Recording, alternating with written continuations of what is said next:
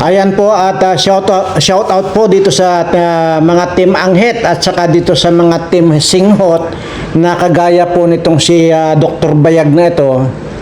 At ganun din po dito sa putang inang Redsin na ito na ang tawag dito, yung sira na ang atay at saka yung kidney, ano? Sira na po kasi ang kidney niyan.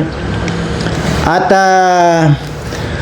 ang galing yung ang galing yung mamula sa sa ibang tao.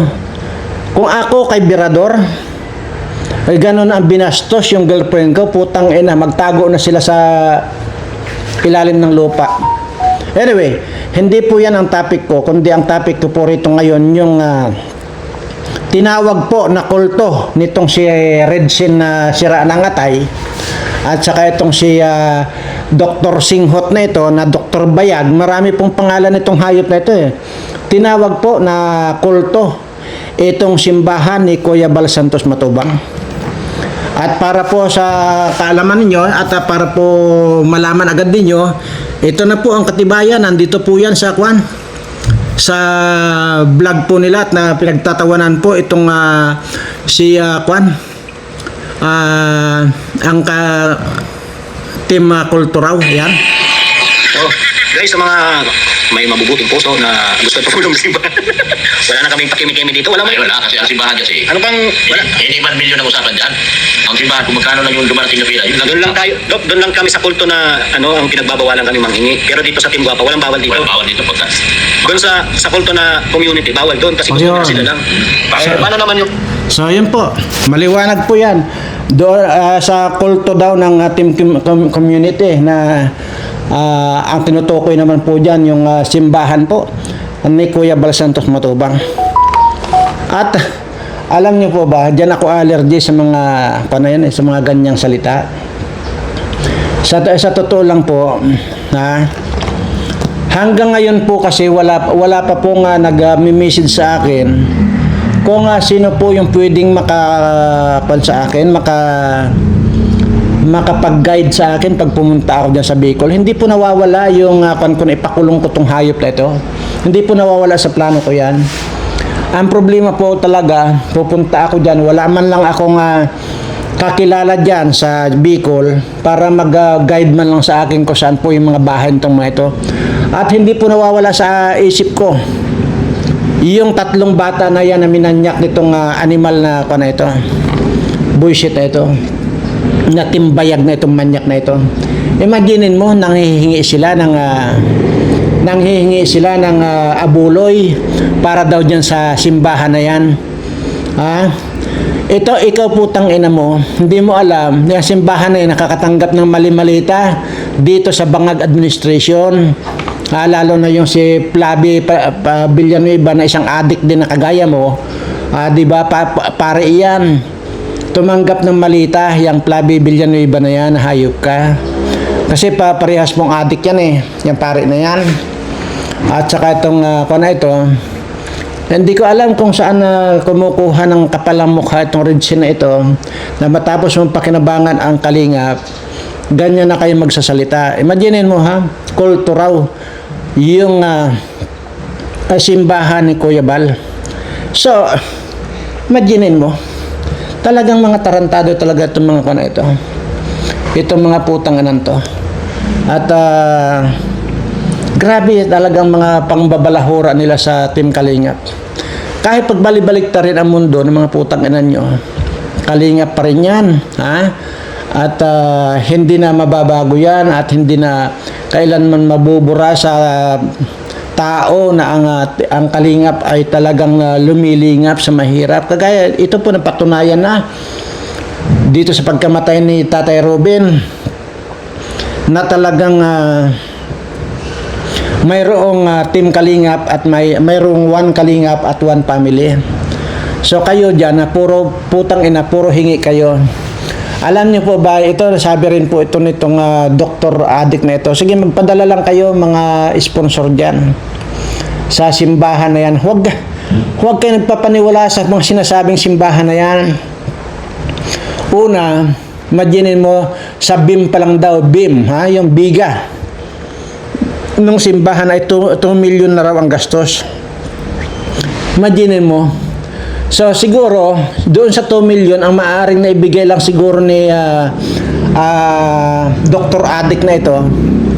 Maaaring sa 2 million maaaring 50 mil lang siguro na ibigay niya. Yung the rest 1.950 ang naibulsa ng hayop na yan. Ganyan po yan. Ito, kayong mga sponsor, pagkakatiwalaan nyo itong putang ng pagmumukha nito, itong Redsin na ito na siraan ng atay at saka itong si Dr. Wakwak na minupos na yung asawa. Ang galing-galing yung mamula ng mga putang na. Anong may mga asawa ninyo? Ano ba mga itsura ng mga asawa ninyo na yan? Hindi ba't mga itsura ng mga asawa ninyo para mga galing sa kuan? Para mga pagirper. Ha? At yan po yung mga hito na galing sa basakan or sa putikan. Yan yung mga asawa ninyo na wala man lang asos Mariosep. Kahit saan mo tingnan, wala ka man lang makita maganda sa mga asawa ninyo, putang ina nyo. Tapos ang galing nyo mamula sa girlfriend na may girlfriend. Sabi ko nga, kung ako lang si Birador, putang ina ninyo, magtago na kayo, hayop kayo. Pagbabariling ko kayo. Animal kayo.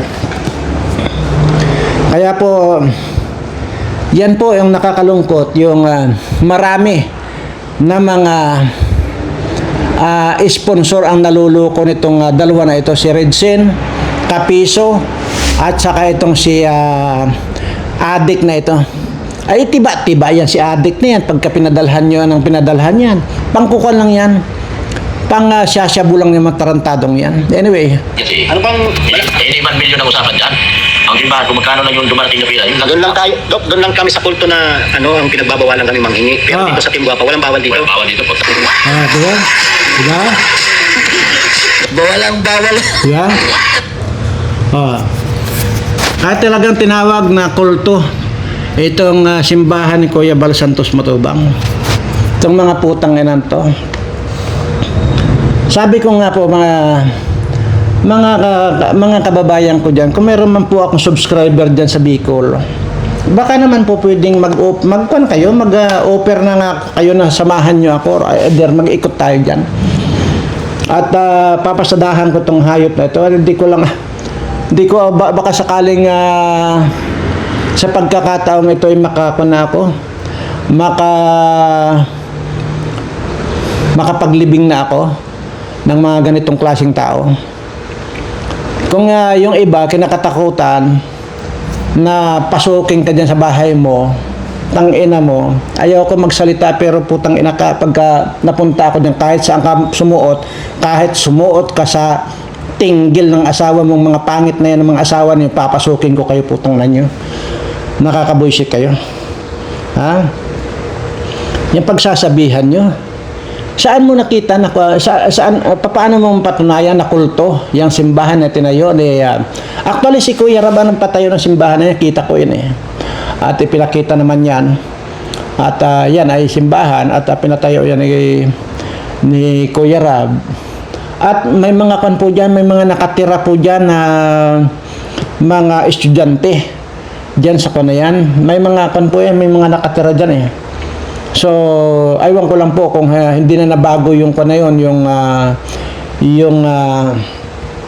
plano na yun. Kasi yun, nung ginagawa yan, sinasabi ni Kuya Rabian dati na ito ay tirahan ng mga dayo or estudyante natin. Yan ang sinasabi. Kung nabago man siguro yun, ay baka maaaring doon sa sinasabi nilang White House or kung ano man. So, yun po ang sinasabi ko lang na sana ay may mag-offer sa akin ng samahan lang ako mag-ikot dyan. Gusto ko lang sana mapamilyar. Hindi ko po talaga alam yan. Alam nyo naman po, hindi pa ako nakakapunta sa parting yan. At wala po talaga akong kaalam-alam dyan. So, sana po ay may mag-offer na huwag kayong mag-alala, hindi po ako makikitulog niyan sa inyo. Hindi po.